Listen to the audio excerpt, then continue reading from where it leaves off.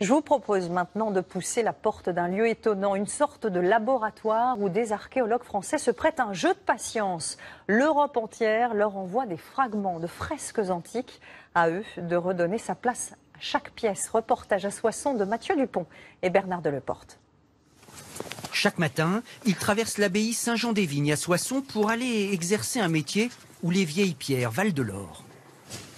Ici, Sabine et son équipe ont une mission à peine croyable. Assembler tous ces fragments issus de fouilles archéologiques qui arrivent de toute l'Europe. Nous en avons en stock une quantité infinie. Dans cet ancien grenier de l'abbaye, une trentaine de tables remplies de sable servent de plateau à tous ces ateliers de reconstruction. Il faut beaucoup de patience. Une sorte de puzzle géant avec des fresques murales romaines datant du IIe siècle. Et lorsque l'on le glisse, il vient parfaitement s'emboîter. C'est un puzzle particulier parce que la quantité est importante. On parle en tonnes de gravats. On n'a pas le modèle de ce puzzle. Et puis aussi, il manque des pièces. Pour ces chantiers qui durent souvent plusieurs mois, voire des années, le moindre détail compte.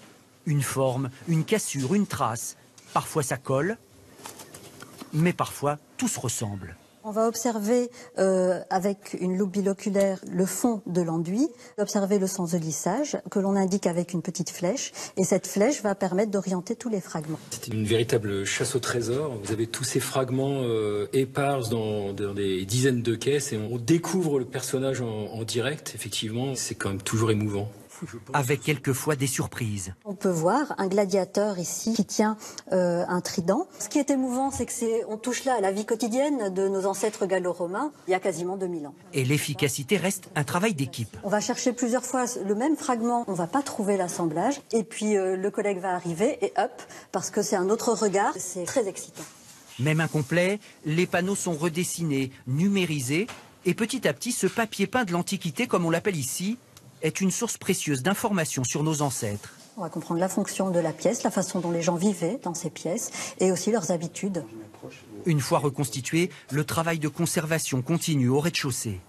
On est un peu les médecins des œuvres d'art. On a à la fois des produits pour les conserver, les restaurer, pour les nettoyer. Et pour rassembler tous ces morceaux ensemble, il y a une règle. On ne colle pas les fragments les uns à côté des autres par la tranche.